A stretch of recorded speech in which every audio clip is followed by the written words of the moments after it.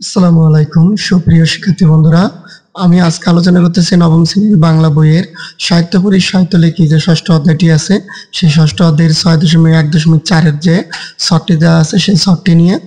এই ছকে বলা আছে কবিতার কাঠামো বোঝার জন্য অপর কবিতাটি পড়ার পর নিচে ছকটি পূরণ করো।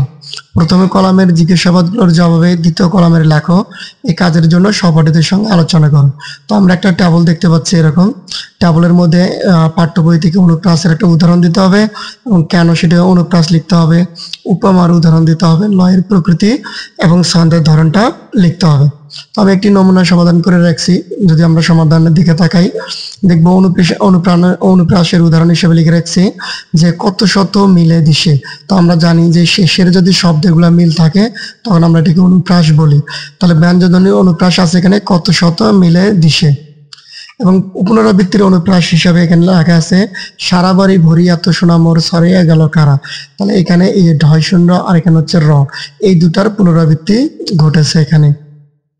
উপমার উদাহরণ, উপমানে আমাদের হচ্ছে বোঝায় তুলনা করা, সোনার মতন মুখ, এখানে মুখকে সোনার সঙ্গে তুলনা করা হয়েছে, এই জন্য এই লাইনটা হবে উপমা।